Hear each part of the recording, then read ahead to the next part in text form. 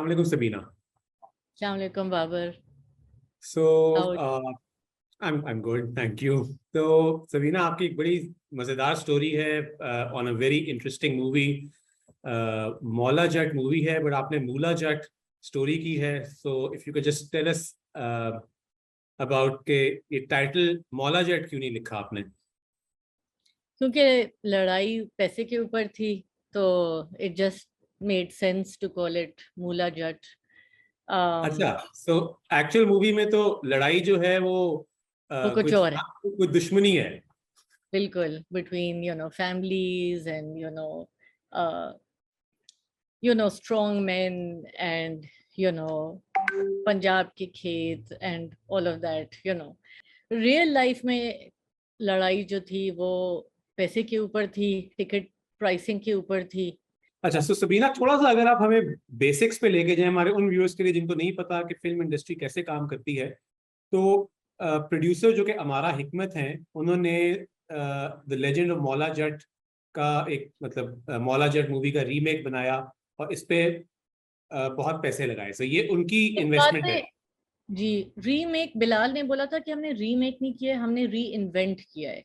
All right, ठीक बिलाल है, ठीक है. सो री इन्वेंट की है उन्होंने मौला जट मूवी, और अमारा हिकमत के पैसे लगे. अब अमारा हिकमत ने क्योंकि पैसे लगाए हैं तो उनको एक रिटर्न चाहिए, और उस रिटर्न के लिए उनका जो मेन सोर्स ऑफ इनकम होता है वो आई बिलीव टिकट सेल्स होता है, जो सिनेमा से. जी बिल्कुल. ठीक है. अच्छा, नॉर्मली क्या परसेंटेज होती है between the producer and the exhibitor? Exhibitor I am assuming are the cinema owners. ऐसे ही है जी? 50-50 होती है जी. ठीक है, 50-50 यूजुअली होती है. जी. और इस केस में हमारा हिकमत, the producer was asking for more than 50%. अगर उस पर थोड़ा सा एक्सप्लेन कर दें कि झगड़ा इनिशियली था क्या और फिर उसका रिजल्ट क्या निकला. सो बेसिकली उसके 3 लेवल्स होते हैं हमारे सिनेमा इंडस्ट्री के. प्रोडक्शन होती है, डिस्ट्रीब्यूशन होती है, और फिर एग्जीबिशन होती है. Production is obviously producers and people who are putting in the money.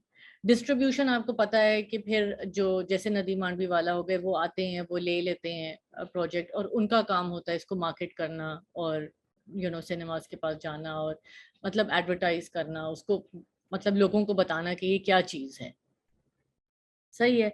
और फिर जो है लास्ट स्टेप जो है वो एग्जिबिटर्स या सिनेमा ओनर्स का होता है. वो अपने मतलब सिनेमा कहाँ लोकेटेड है, सिनेमा का क्या साइज है, अकॉर्डिंग टू दैट जो है वो टिकट प्राइसिंग होती है. उसमें से नॉर्मली जो है मैं बोलूँगी 50-50 होता है. नॉर्मली 50-50 ही होता है, और 50 उनको जाता है प्रोडक्शन टीम को, प्रोड्यूसर्स को वगैरह जाता है, वो फिर आगे से डिवाइड कर देते हैं, और दूसरा जो है एग्जिबिटर्स अपने पास रखते हैं. अब इस सिचुएशन में इन्होंने कोई 60-40 ऐसे का वो किया था कि हम लोग जो है मतलब हम लोग 10% ज़्यादा भी लेंगे, ठीक, आपके जो टोटल कॉस्ट है उसका 10% हम लोग ज़्यादा भी लेंगे, और फिर जो डिवीजन है उसमें भी हमारी ज़्यादा होगी. सही है, हमारा जो परसेंटेज है वो हमारा ज्यादा होगा और आपका कम होगा. तो इस बात पे जब सिनेमा ओनर्स ने जब एतराज किया, तो इन्होंने कहा कि देखें, आपको तो वैसे ही ज्यादा मिलेगा क्योंकि टिकट की प्राइस ही बढ़ गई है. तो आपको अगर कुछ मतलब आपको अगर एक पर्टिकुलर शेयर मिल रहा था, तो आपको तो उससे ज्यादा वैसे भी मिलेगा. You will be giving us more, but overall you will be making more, because हमारी टिकट की प्राइस अब मतलब 1200-1500 ज्यादा हो गई ना. सही है, according to whatever the base जो टिकट का प्राइस होता है उससे तो ज्यादा हो गई, तो आपको तो वैसे भी ज्यादा मिलेगा, तो आपको क्या एतराज है. तो वो उनको एतराज था, जैसे मैंने बोला. और प्रोड्यूसर की आप बात कर रहे थे. अमाराज हस्बैंड असद खान जो हैं, वो एग्जीक्यूटिव प्रोड्यूसर थे और उन्होंने पैसे डाले हैं. और अमारा ने बोला कि जब ये कॉन्सेप्ट अपने हस्बैंड के पास लेके गई ये और बिलाल, तो वो विद इन 15 मिनट्स उन्होंने बोला कि मतलब they manage to sell it to him कि मैं I will do it and I will put the money in it. तो सबीना, अप्रोक्सीमेटली कितने पैसे इन्होंने डाले हैं? कुछ उन्होंने फिगर बताया आपको? फिगर टू बी ऑनेस्ट कोई रेडी नहीं था बाबर मुझे कोई फिक्स्ड फिगर देने के लिए।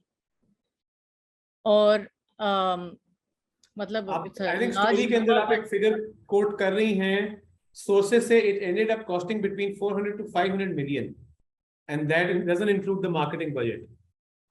No it doesn't. ये भी मैंने अमारा को बोला कि मतलब सोर्सेज ये बोल रहे हैं, मतलब I had to confirm it with her, तो उन्होंने शी वाज आल्सो मतलब she didn't say no, she didn't say yes, you know वो नॉन कमिटल थी। तो एक पाकिस्तानी हिसाब से ठीक है, बट Sorry. पाकिस्तानी हिसाब से 40 से 50 करोड़ रुपए एक मूवी को बनाने के लिए is on the higher side, is what the producers are saying, या जो भी थे, इसके ऊपर मार्केटिंग बजट भी था, जिसकी वजह से they were asking for a bigger share of the pie. So they wanted 60% for themselves, 40% for the cinema owners. But वो सिनेमा ओनर्स को ये कह रहे थे कि जी आपको 40% जो है वो आपकी टोटल अमाउंट में रुपी टर्म्स में फिर भी कम नहीं होगा, बिकॉज उन्होंने एक और चीज भी ये कही थी कि आप शुरू में टिकट की जो आपकी नॉर्मल मूवी की प्राइस होती है आप रखते हैं, आप उससे 20% के करीब प्राइस ज्यादा रख दें, बिल्कुल, so which would compensate you for the lower percentage. और आपको जो 50% अदरवाइज मिलना था, जिससे जो अमाउंट मिलनी थी 50% से, आपको तकरीबन उतनी ही अमाउंट मिल रही होगी, या उससे थोड़ी ज्यादा मिल रही होगी, या चले थोड़ी कम मिल रही होगी, more or less you will be making the same sort of money. और no you making more money, उनका पॉइंट ये था कि whatever it is you will be making more money.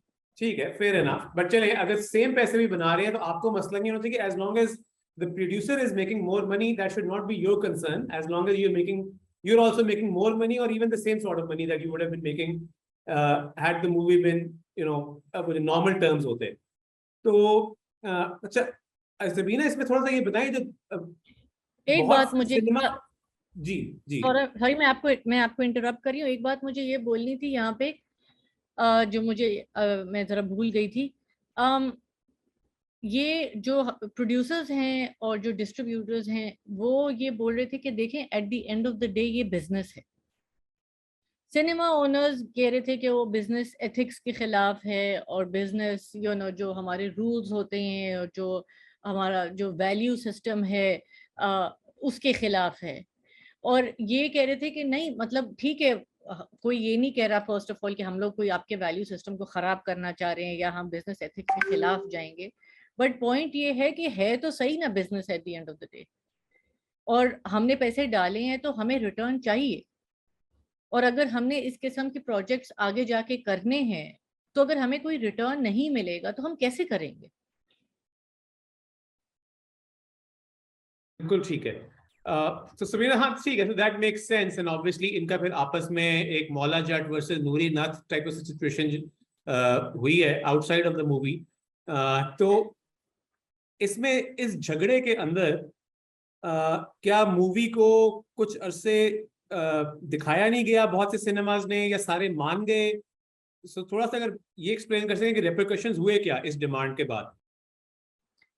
देखिए न्यूप्लेक्स जो कराची में है उन्होंने तो नहीं दिखाया, उन्होंने अभी रिसेंटली ही दिखाना शुरू कर दिया है। उनके जब वो जो स्टिपुलेटेड डेज थे जिसमें टिकट प्राइस बढ़ानी थी उन दिनों में उन्होंने नहीं दिखाया।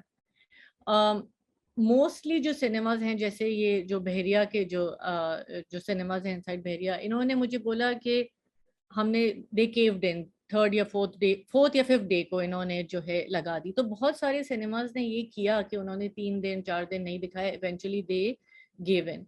और इसका भी यही था कि देखिए लॉस तो हुआ, लेकिन वो लॉस सिनेमा ओनर्स का, अगेन ये हमारे प्रोड्यूसर्स भी यही कह रहे हैं, डिस्ट्रीब्यूटर्स भी यही कह रहे हैं, और एक सिनेमा ओनर है who did not want to go on record to say this, but उन्होंने कहा कि देखें हमने we gave in क्योंकि आखिर नुकसान तो हमारा ही है, we are losing money right now। तो ठीक है, हमें उनको essentially what they're saying is कि इसके हमारे पास कोई सिनेमा पड़ा हुआ है जहां हम कोई और मूवी दिखा रहे हैं जिसमें तकरीबन खाली सीटें जा रही हैं बहुत ज्यादा, तो अगर हमने ये दिखा दिया होता और 40% में मान गए होते तो 40% तो आता, अब तो कुछ भी नहीं आ रहा है, बहुत ही कम आ रहा है जो भी कोई और वो मूवी दिखा रहे हैं। सो जिन सिनेमाज ने एसेंशियली इन हाइंडसाइट देखा जाए तो जिन सिनेमाज ने दिखा दी नूरी नाथ एट 60-40 के, फिर मान सॉरी नूरी नाथ कह रहा हूँ, मौला जट 60-40 में आई थिंक इट्स बिकॉज नूरी नाथ का character was more prominent, at least मुझे लगा कि Yeah. मौला जट से ज्यादा हेवी कैरेक्टर नूरी नाथ का था, Yeah. डोमिनेट किया उसने मूवी को। सो वो सिनेमास इन हाइंडसाइट फायदे में रहे जिन्होंने जल्दी केव इन कर दिया, और जिन्होंने बाद में किया या नहीं किया, जैसे आप बता रही हैं कि कराची के सिनेमा न्यूप्लेक्स आपने नाम लिया, बिल्कुल जी। नहीं केव इन किया, तो वो अपने असूलों पे तो खड़े रहे, but in the short term he has lost money. Yes, probably going forward, a cinema like, for example, Q Cinema in Lahore, जिन्होंने फौरन ही मान गए थे, उनको जब नेक्स्ट टाइम भी कोई मांगेगा, इस किस्म की डिमांड आएगी, तो शायद उन्हें नेगोशिएटिंग पोजीशन उनकी वीक हो, कि वो कहें कि एक प्रेसिडेंट सेट हो गया है। और न्यूप्लेक्स के लिए उन्होंने कोई प्रेसिडेंट नहीं सेट किया, उन्होंने तभी दिखानी शुरू किया जब 50-50 हो गया है। So in the long term, तो हो सक, there is one can argue कि किसकी strategy बेहतर थी, but in the short term, definitely the cinema that caved in earlier made more money. Made more money, yes.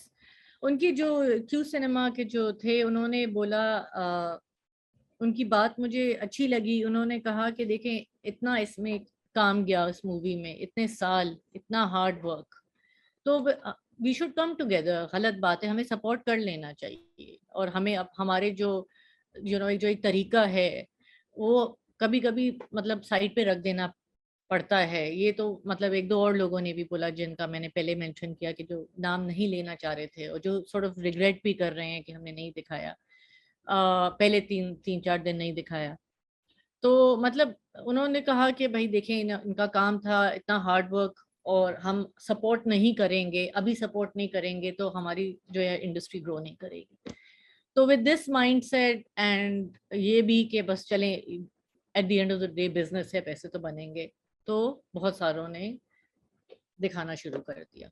Internationally, Housefull जा रहे हैं in the US, जी, UK, so that is on top of it. So yes, अगर एक तरह से देखा जाए कि yes, the content was such that they could dictate terms to the cinema owners, but या, it's not like कि वो जो 500-600 मिलियन रुपए उन्होंने 50-60 करोड़ रुपए खर्चे थे, वो तो जी, उनके कब के पूरे हो चुके हुए हैं। और अगर वो 50% भी लेते तो जी, सिर्फ पाकिस्तान से वो पैसे पूरे हो जाने थे। So there is a level, maybe an element of greed, अगर मैं सिनेमा ओनर्स का पॉइंट ऑफ व्यू देखें, but on the other hand, at the end of the day, it is business, whoever has more power will take a bigger share. I think that's how capitalism works. no, and production had a larger share.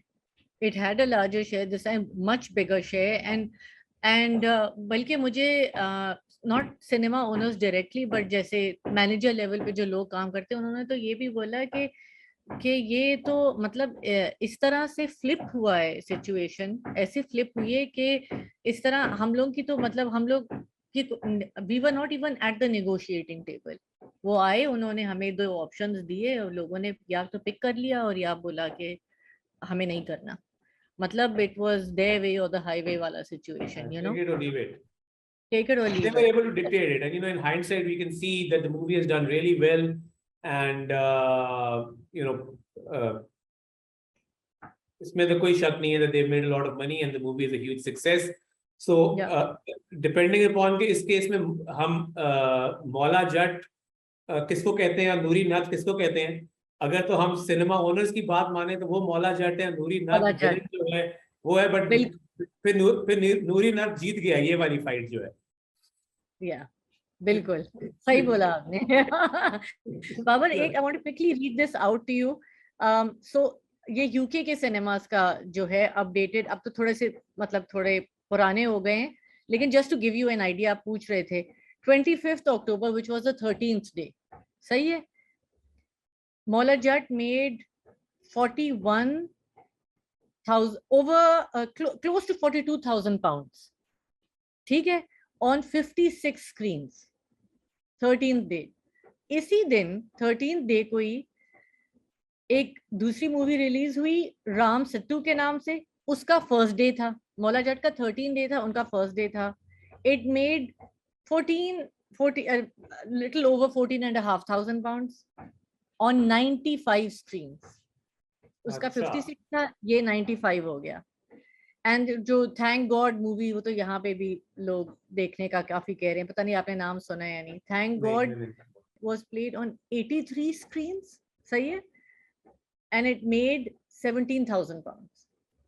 तो अब आप देखें तो कि मौला जट कितना ने Indian movies को बुरी तरह पीटा है इंटरनेशनली भी, बुरी तरह, और ये यूके का डेटा है। सो हमारा हिकमत जो है वो माशाल्लाह बहुत अमीर हो गई है, बहुत होना भी चाहिए। They made a great movie, so she put the money, मतलब सही घोड़े पे उन्होंने बेट लगाई है, you know, it is paid of. ठीक है। एब्सोल्युटली।